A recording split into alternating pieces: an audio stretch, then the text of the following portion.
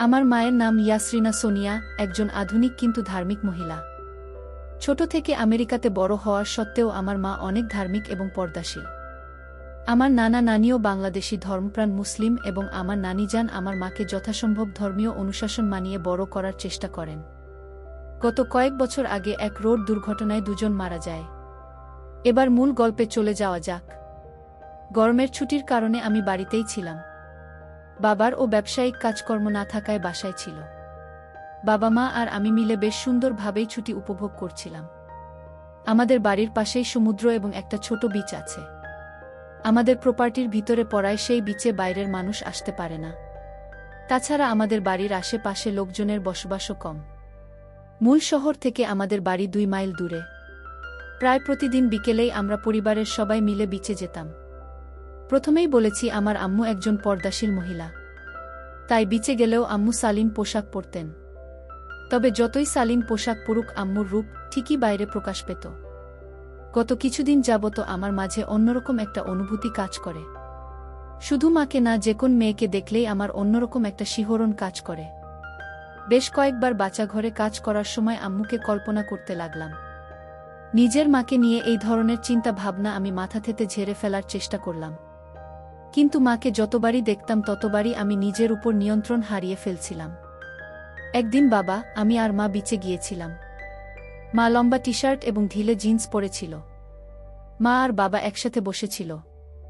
আমি পানিতে লাফালাফি করার সময় খেয়াল করলাম বাবা মাকে বেশ লম্বা একটা হামি দিচ্ছে। হঠাৎ বাবার ফোনে একটা কল এলো। বাবা আমাদের কাছ থেকে বিদায় নিয়ে চলে গেল। মা বেশ উদাস হয়ে গেল। আমরা বাসায় চলে এলাম। মা আর আমি বাগানে গেলাম। আমি মায়ের পাশে গিয়ে বসলাম। মাকে বললাম, আজ তাকে বেশ সুন্দর লাগছে। মা তখন আমাকে একটা হামি দিল। এটা স্বাভাবিক বিষয়, কিন্তু আমার মনের মাঝে একটা হাওয়া বয়ে গেল। আমি আমার রুমে চলে এলাম। আমার রুম থেকে বাগান দেখা যায়। জানালা দিয়ে মাকে দেখা যাচ্ছিল। মা বাগানের চেয়ারে 2 হাত পা ছড়িয়ে দিয়ে শুয়েছিল। হয়তো মায়ের অজান্তে কিংবা অসাবধানতার কারণে সম্পদগুলো দেখা যাচ্ছিল। আমি আর থাকতে না পেরে বাচ্চাঘরে গিয়ে কাজ সেরে এলাম। এটা প্রথমবার নয়, এর আগে বহুবার আমি এনটা করেছি। কিন্তু মাকে দেখে এই প্রথম। আমার মাথায় একটু দুষ্টু বুদ্ধি চলে এলো। আমি রান্না ঘরে গেলাম এবং লেবুর শরবত বানালাম এবং বাবার ঘুমের ঔষধ মিশিয়ে মাকে দিলাম। মা শরবত খাওয়ার কিছুক্ষণের মাঝেই ঘুমিয়ে পড়ল। আমি মাকে বেশ কয়েকবার ডাক দিলাম। মা কোনো সাড়াশব্দ করল না। আমি বুকে হাত রাখলাম। আমার ভেতরে তখনও একটা ভয় কাজ করছিল। আমার হাত কেঁপে উঠছিল। মা একটু নড়ে উঠল। আমি ভয় পেয়ে গেলাম, কিছুটা দূরে চলে গেলাম। বেশ কিছুক্ষণ পর আমি আবারও মায়ের কাছে গেলাম। সাহস করে হাত রাখলাম। আবার আগে কি হবে সে চিন্তা না করে কমলালেবুগুলো খেতে লাগলাম। কিছুক্ষণ পর নিচের দিকে নেমে এলাম। আমার নিজের চোখকে বিশ্বাস করতে পারছিলাম না। আমি কি দেখছি? হিতাহিত জ্ঞান লোপ পেয়ে গেল আমার। ঝাঁপিয়ে পড়লাম। প্রথমবার তাই দ্রুত বেরিয়ে গেল। রাতেও খাওয়া শেষে মাকে ঘুমের ঔষধ মিশিয়ে 1 কাপ কফি বানিয়ে দিলাম। বাবা বাড়ি ফিরবে না, সেই সুযোগটাই কাজে লাগিয়ে দিলাম। কফি খেয়ে আম্মু গুড নাইট বলে সোজা বেডরুমে চলে গেল। মিনিট 5 পর বাবা মায়ের রুমে উকি দিতেই দেখি আম্মু মরার ঘুমাচ্ছে। সেই একই কাজটা আবার শুরু করলাম। এভাবে প্রায় 5 মাস কাজ করছি। এরই মাঝে মায়ের শারীরিক পরিবর্তন দেখা দিয়েছে। আম্মুর পেট বেশ কিছুটা বড় হয়েছে। যতটুকু বুঝতে পেরেছি আমার অনিরাপদের কারণ। আম্মুকে দেখে বোঝা যাচ্ছিল আম্মু কিছু একটা বিষয় নিয়ে বেশ চিন্তিত। আব্বু ব্যবসায়ের কাজে বিভিন্ন জায়গায় চলে যায়। বুড়ো বয়সে আম্মুকে তেমন একটা সময় দেয় না বললেই চলে। সে কারণেই হয়তো আম্মুর চিন্তাটা আরও বেশি হচ্ছে। গত মাসে আব্বু ব্যবসায়ের কাজে অ্যারিজোনা গিয়েছে। ফিরবে আরও দিন 15 পরে। বাসায় আমি আর আম্মু। রাতে খাওয়া দাওয়া শেষে আম্মু তাদের রুমে চলে গেল। আম্মু ঘুমিয়ে যাওয়ার কিছুক্ষণ পরেই আমি আম্মুর রুমে গেলাম। আম্মু গভীর ঘুমে মগ্ন। আমি আম্মুর পাশে বসলাম। তবে আজ আমার ভয় করছে। তবে এই লুকিয়ে লুকিয়ে মায়ের অগোচরে আমার আর এসব করতে ইচ্ছে হচ্ছিল না। তাই আজ আমাকে ঝুঁকি নিতেই হবে। আমি ঝুঁকে পড়লাম আর সাথে সাথে আম্মু চমকে উঠল। আম্মু আমাকে তার উপর থেকে সরিয়ে দিতে চাইছিল, কিন্তু আমি আম্মুর উপরে ছিলাম এবং আম্মুর থেকে গায়ের শক্তি বেশি হওয়ায় আম্মু আমার সাথে পেরে উঠল না। তখন আম্মু বলে উঠল, তুই তোর সন্তানকে যদি দুনিয়ার আলো বাতাস দেখতে দিতে চাস তাহলে আমার উপর থেকে সরে যা। আমি তখন অবাক হয়ে গেলাম, আম্মু কি বলছে এসব? আম্মু এসব জানে কিভাবে? আম্মু একটু বিরক্তি ভরা চেহারা নিয়ে আমার দিকে তাকালো। তখন আম্মু আমাকে ধাক্কা দিয়ে তার উপর থেকে সরিয়ে দিয়ে 2 হাতে পেটে ধরে আমার দিকে তাকিয়ে কান্না করতে করতে বলে, এই সন্তান যখন তুই এনেছিস তাহলে এখন এর যত্ন কেন নিতে পারিস না? আমি তখনও থ হয়েই আছি। আমি কোনো কিছু জিজ্ঞেস করার আগে মা সব বলতে শুরু করল। আমি যখন প্রতিদিনই মাকে বেশ কয়েকবার করে কফি, শরবত দিতে লাগলাম তখনই নাকি মায়ের আমার উপরে সন্দেহ তৈরি হয়। সেই সন্দেহের পালে হাওয়া দেয় মায়ের অতিরিক্ত ঘুমিয়ে যাওয়ার অভ্যাস, কারণ মা দিনে খুব কম সময় ঘুমুতেন। তারপরেও মা বিষয়টি তেমন আমলে নেননি। কিন্তু যখন পেটে সন্তান আসে তখনই মা বিষয়টি খতিয়ে দেখার জন্য উঠে পড়ে লাগে এবং আমার দেয়া চা কফি না খেয়ে ঘুমিয়ে পড়ার ভান করে শুয়ে পড়ে। আমি তখন জানতে চাইলাম, আম্মু যখন এসব জানেই তাহলে আগে কেন এসব বলেনি, অথবা এসবে বাধা কেন দেয়নি? তখন আম্মু বলে, যেদিন প্রথম আসমু ঘুমের ভান ধরে শুয়েছিল ওই দিন আমি আম্মুর ঘরে একসেট হয়ে প্রবেশ করেছিলাম। আম্মু সেদিন আমাকে বাধা দেওয়ার জন্য প্রস্তুত ছিল, কিন্তু আমাকে দেখে আম্মু তখন কাণ্ডজ্ঞান হারিয়ে ফেলে এবং চুপ থাকে। আমার কাছ থেকে যে সুখটা পেয়েছিল ওইরকম সুখ কখনোই বাবার কাছ থেকে পায়নি। আর সে কারণেই মা তার ধার্মিকতা, সতীত্ব বিসর্জন দিয়ে সব সহ্য করে নিয়েছে। আমি তখন আম্মুর পেটে হাত রেখে বলি, আমাকে ক্ষমা করো, আমি জানতাম না আমাদের সন্তানের ক্ষতি হবে। তখন আম্মু আমার হাতের উপরে হাত রেখে বলে, ঠিক আছে, আমি তোমাকে সব বলে দিব। তবে কথা যাও, আমাদের সম্পর্কের কথা কাউকে জানতে দিবে না। তখন আমি মাকের হাতটা শক্ত করে ধরে মায়ের চোখের দিকে তাকিয়ে বললাম, কথা দিলাম, এই গোপন সত্য কেউ জানবে না। কথাটা বলেই আমি রুম থেকে বেরিয়ে যাই। সকালে ঘুম থেকে দেরিতে উঠাটা আমার অভ্যাস। ঘুম থেকে উঠে হালকা ব্যায়াম করে বাগানে ফুটবল নিয়ে 30 মিনিটের মতো দৌড়াদৌড়ি করে থাকি। আমি লম্বায় প্রায় 6 ফুট, অল্প বয়স থেকে রেগুলার জিমে ব্যায়াম করায় আমার শরীর বডি বিল্ডারদের থেকে কোনো অংশে কম না। পেটে হালকা হালকা 6 প্যাকের ছাপ ভেসে উঠছে। হাই স্কুলের মেয়েদের থেকে শুরু করে ক্লাস টিচার, জুনিয়র স্কুলের বাচ্চাদের গার্ডিয়ানরাও আমার উপরে ফায়দাও তুলেছি এসবের। গত সামারে এক ব্রাজিলিয়ান ছেলের মাকে নিয়ে 4 দিনের ট্রিপে গিয়েছিলাম। এমন আরও অনেকের সাথেই সময় কাটিয়েছি আমি। সকালে জিম করে সোফায় বসে টিভি দেখছিলাম। আম্মু তখন কিচেনে রান্না করছে। আয়নাতে দেখলাম মা জলপাই রঙের সেলোয়ার কামিজ পরেছে। শরীরের ভাঁজগুলো স্পষ্ট বোঝা যাচ্ছিল।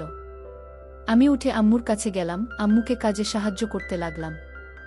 অন্য সময় আমাকে দেখলে আম্মু জামা কাপড়ে হাত বুলিয়ে ঠিক করত, আজ তেমন কিছুই করেনি। অবশ্য করবেই বা কেন? আমাদের মাঝে এখন আর কোনো গোপনীয়তা নেই। আমাদের সম্পর্কের সাগরে এখন নতুন জোয়ার চলছে। আম্মুকে বিভিন্ন জিনিস এগিয়ে দিচ্ছিলাম, আম্মুর হাতে হাত রেখে, আম্মুর গায়ে গায়ে দাঁড়িয়ে কাজ করছিলাম। রান্না শেষে খাবার টেবিলে খেতে বসলাম। ফল খাওয়ার সময় আম্মু মুভির মেয়েদের মতো করে কলা খেতে লাগল। সত্যি বলতে তখন মায়ের দিকে তাকালে যে কোন ছেলেই গরম হয়ে যেত, আমিও তাই গেলাম। খাবার খেতে পারছিলাম না, মায়ের দিকেই তাকিয়ে রইলাম। মা আমার দিকে তাকিয়ে ভ্রু নাচিয়ে জানতে চাইল কি হয়েছে। আমি সাহস করে বলে দিলাম, মাকে দেখে আমার অন্য কিছু খেতে ইচ্ছে হচ্ছে। তখন মা জানতে চাইল কি খেতে ইচ্ছে করছে। আরও একটু সাহস করে আম্মুকে বলে দিলাম। আমার কথা শুনে আম্মু কিছুটা চুপ করে রইল। এরপর উঠে দাঁড়িয়ে সোজা চলে গেল সোফায় বসল। আমিও খাওয়ার টেবিল ছেড়ে আমার প্রিয় খাবারে মুখ দিতে চলে গেলাম। আম্মু একটু একটু করে কেঁপে উঠতে লাগল। আমি বাজি কাজ সারতে গেলে আম্মু বাধা দিল, কারণ এতে সন্তানের ক্ষতি হতে পারে। কয়েক মাস পর বাচ্চা ভূমিষ্ঠ হয়েছে। কাছেরই একটা ক্লিনিকে আম্মুর সুস্থ স্বাভাবিক একটা ছেলে হয়েছে। আব্বু তখন বাড়িতে আছে। বাবা তার ছোট ছেলেকে কোলে নিয়ে ঘুরে বেড়ায়, প্রায়ই বলেন ছোট ছেলে তার বড় ছেলের হুবহু চেহারা নিয়ে জন্মেছে। বাবা বাড়িতে থাকায় আমার সমস্যা হচ্ছে, আম্মুকে কাছে পাচ্ছি না। রাতেও আম্মু আব্বু একসাথে থাকায় কিছু করা যাচ্ছিল না। সকাল বিকাল বাবা মায়ের পাশে পাশে থাকে। আমি মাকে একা পাচ্ছিলামই না। তখন আমি বিকল্প পথ ধরলাম। বাবা বিকেলে জগিং করে বাসায় ফিরেই আম্মুর সাথে বসে রইল। আমি 2 কাপ কফি বানিয়ে নিয়ে গেলাম, আব্বুর কফিতে মিশিয়ে দিলাম ঘুমের ঔষধ। ব্যাস, কাজ হয়ে গেল। বাবা খুশি মনে কফি খাওয়ার মিনিট 5 মাঝেই ঘুমিয়ে পড়ল।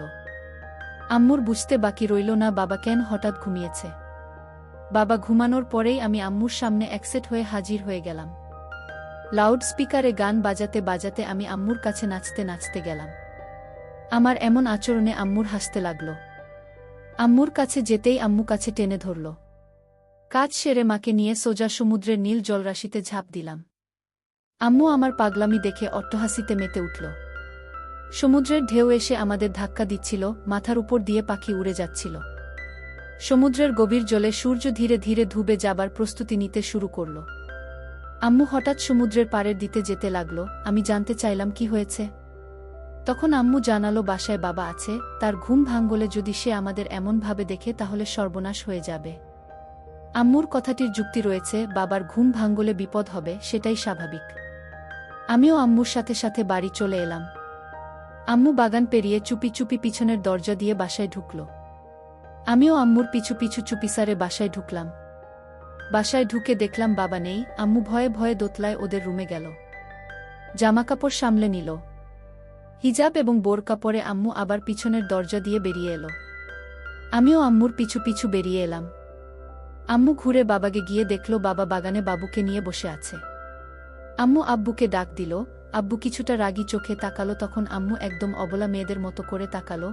মনে হলো আম্মু কি করছে তার কিছুই তিনি জানেন না। আব্বু আম্মুর একা বাইরে যাবার কারণ জানতে চাইলে আম্মু বলে উঠল পাশে একটা বাড়িতে ধর্মকর্ম নিয়ে হচ্ছিল, আমাকে নিয়ে আম্মু সেখানেই গিয়েছে। আমাদের বাবুর এখন 1.5 মাস বয়স। বাবা ব্যবসায়িক কাজে ছোটাছুটি শুরু করে দিয়েছে আবার। বাসায় আম্মু, আমি আর আমাদের সন্তান। স্কুল খোলা, আমি স্কুলে গেলে মা বাসায় একা থাকে। সে সময়টাতে মা বিভিন্ন ধর্মীয় কাজ করে। আগে আম্মু রাতে নামাজ পড়ত, প্রায় ভোর রাতে কোরআন তিলাওয়াত করত। বর্তমানেও করে। বাবু হবার পর বাবুর প্রচুর অসুখ হয়েছিল, এরপর থেকে মা প্রায় রোজা রাখেন। বিশেষ করে যে দিনগুলোতে আমি স্কুলে যাই, স্কুল থেকে ফুটবল প্র্যাকটিসে এবং নাচের ক্লাসে যাই, ওই দিনগুলোতে আম্মু রোজা রাখেন। এতে করে আমার সাথে মায়ের মেলামেশাও ঠিক থাকে, আবার আমার ব্যস্ত দিনে মার ইবাদতও ঠিক থাকে। তবে প্রতি রাতেই আমাদের মেলামেশা হয়। আম্মু এবং আমি দুজনেই মেলামেশার জন্য অধীর আগ্রহে থাকি। আমাদের দুজনের প্রতি দুজনের কোনো অনাগ্রহ তৈরি হয় না, অতৃপ্তি আসে না। হ্যালোইন কাছে চলে এসেছে, কয়েকদিনে পরেই হবে হ্যালোইন। অন্য সময় আমাদের বাড়িতে হ্যালোইন হতো না, আম্মু দিত না। আমি বন্ধুদের সাথে হ্যালোইন করতাম। তবে এবার আম্মুকে রাজি করিয়েছি। শুধু রাজি না, আম্মুকে ঘিরেই হবে আমার এবারের হ্যালোইন। মূলত হ্যালোইনের বিষয়টা মাথায় আসে আম্মুকে সেবা দেওয়ার সময়। তখন আম্মুকে বিভিন্নভাবে বুঝিয়ে রাজি করেছিলাম। হ্যালোইনের জন্য স্কুল বন্ধ দিয়ে দিল। বাড়তি পাওনা হিসেবে পেলাম বাবার কাজের চাপ থাকায় বাবা বাড়ি থাকছে না। আমি আর মা হ্যালোইনের জন্য কেনাকাটা করতে গেলাম। আম্মুর জন্য আমি একটা ক্যাট গার্ল এঞ্জেল কস্টিউম কিনলাম। আমার জন্য আম্মু একটা ডেভিল কস্টিউম কিনল। আমাদের বাবুর প্রথম হ্যালোইন, ওর জন্য কস্টিউম কেনা হলো। হ্যালোইনের রাতে আমাদের বাড়ি হ্যালোইনের সাজে সাজানো হলো। আমরা কস্টিউম পরে রেডি হয়ে গেলাম। আমাদের হ্যালোইন পার্টির মূল উদ্দেশ্য ছিল নিজেদের চরিত্রের বাইরে গিয়ে আলাদা রোল প্লে করে সময় কাটানো। আম্মুকে মেকআপ করার পর ক্যাট গার্ল এঞ্জেল কস্টিউমে সত্যি সত্যিই পরীর মতো লাগছিল। আমিও শয়তান সেজে প্রস্তুত হয়ে গেলাম শয়তানি করার জন্য। প্রথমবারের মতো আমরা রোল প্লে করব, তাই আমাদের দুইজনের মাঝেই ছিল চরম উত্তেজনা। আম্মুর রোল ছিল এক সুন্দরী পরীর। সে তার সন্তানকে নিয়ে স্বর্গ ছেড়ে পৃথিবীতে নেমে আসবে। তখন এক শয়তান তার সন্তানকে তার কাছ থেকে ছিনিয়ে নিবে এবং তাকে তার দাসীতে পরিণত করবে এবং নানাভাবে অত্যাচার করবে, জুলুম করবে। সেই পরীর রূপে পাগল হয়ে শয়তান তার সাথে জোর জবরদস্ত করার চেষ্টা করবে। কিন্তু পরীর ইচ্ছা ছাড়া তার সাথে সম্পর্ক করা সম্ভব হবে না। তখন শয়তান তার সন্তানকে খতম করার হুমকি দিয়ে তাকে সেবা দিবে। পরিকল্পনা মতো আম্মু আমাদের বাবুকে নিয়ে বাগানে হাঁটছিল।